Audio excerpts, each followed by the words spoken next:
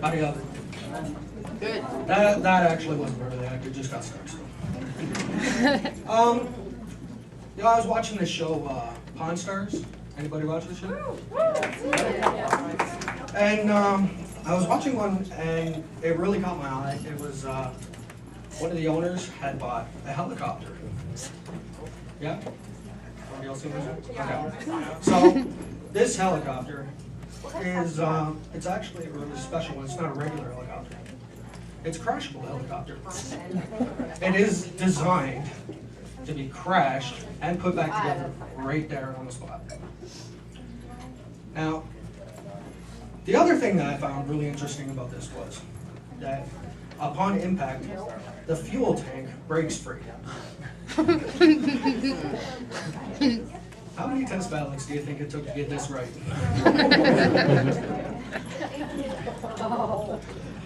I spent a lot of time working in fast food. A couple people have eaten fast food. Okay. And there was one thing that was always constant no matter where I worked, and that was that every other car did this. They come up to the window. I'm going to give you my crack change. As far as I know, there are only two people who have crack change. You got your buyers and your sellers. I gotta know. Do you think that I'm on crack and that's the only way I can do this job? Or are you just hoping that maybe it's okay. I got this one. Get on your way.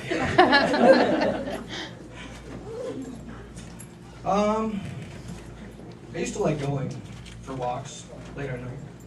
I used to like to go down by the river, hang out a bit. It's nice atmosphere. And I was down there one night and just hanging out. All of a sudden there was a spotlight on. Turn around. That's right, it's the police. They call me over. Off I go. And the pop quiz starts. Name, number, address. And then they go and tell me, well, we're looking for a suicidal person, and you fit the description to a T. And then I got confused. Because the only thing I could think of was, what are you looking for a suicidal person for? They're out to hurt themselves, they didn't bother anybody else.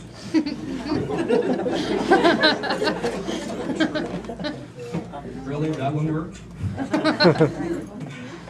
So, as you heard, I am native.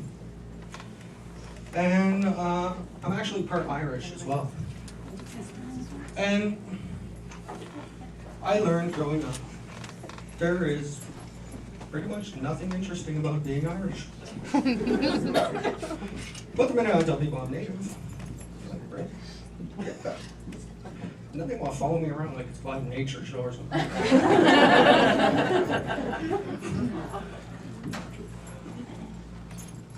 I get, a few common questions, but the main one that always comes up, what's your Indian name?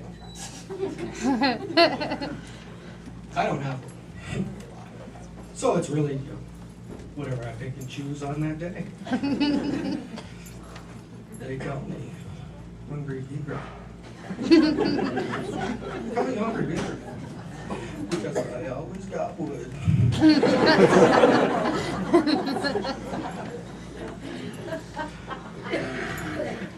So, I was raised on Walpole Island. Anybody ever been? Woo! That's right. Every time. So, we moved here a few years ago. I like moving. Well, to be clear, I like moving my stuff. That's fun for me. It's like, it's like a little Christmas every time. Well, a crappy Christmas, but Christmas nonetheless. You always get senior cycle stuff, so.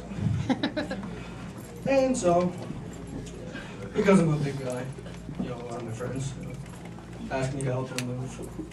And I was helping my buddy not too long ago. It's one of these late movers. You guys ever help these guys? Oh, it is terrible. Show up the day. And so, he's still got everything all over the place. That's it. What do you want me to grab?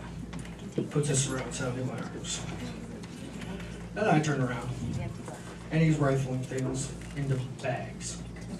That's right. Bags, not boxes. Bags. And then he goes running out the door. I'm trying to keep up with him, so off I go. And kick the doorstop open. And just, you know, to give you an idea of how crappy this little apartment is, the landlord, he used to nail messages to the door. When my buddy showed me this nail, I couldn't believe it.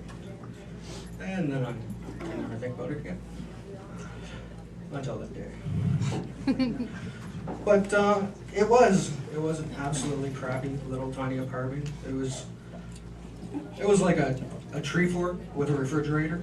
It was garbage. Every time I went by this place, I felt like 10-year-olds should be having a picnic right in the thing.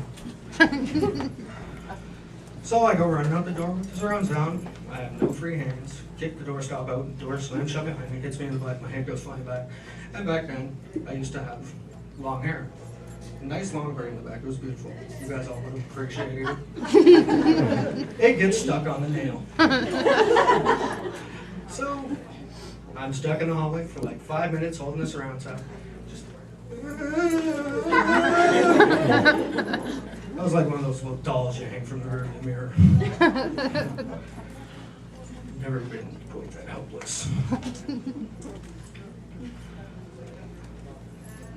Now,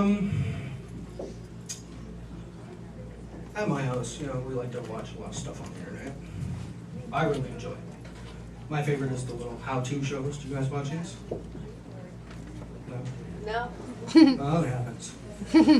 So, I was watching one, and this one really caught my eye. Like, it hooked me right away. I was like, it was how to turn your cell phone into a taser gun. I don't make a lot of money, so I didn't try, but I sure enjoyed the show. And while I was watching this, I came across the idea of how does one not only find the time, but muster the imagination to sit there and stare at their cell phone and think, how can I get more out of my phone?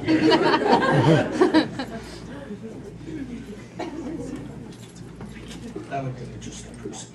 Actually, probably a really dull person. They got enough time to sit there and do that.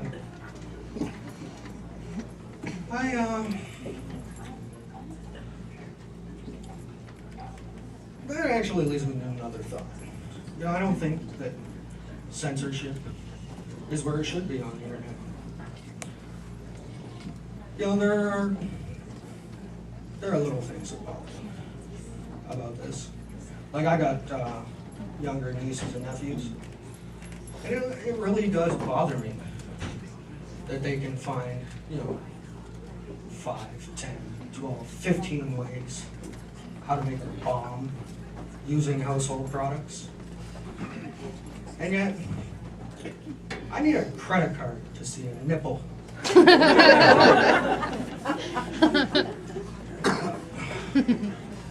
not going to figure that out.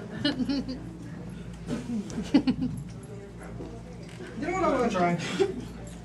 Skydiving. Does that look like fun to anybody else? Yeah. It really does. But you know, I got a small problem with it. Can anybody tell me, has anybody looked into this? Are the helmets mandatory? Yeah. I don't want to wear the helmet. I really think it's kind of pointless. It's stupid to me. Think about it.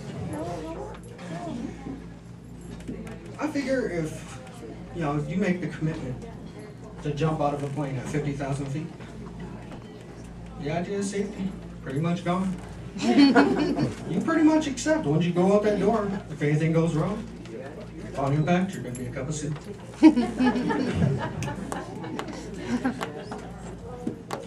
All right.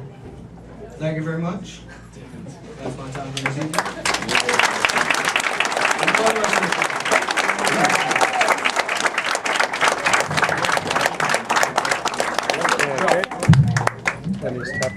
Bill Burgess, give it a hand.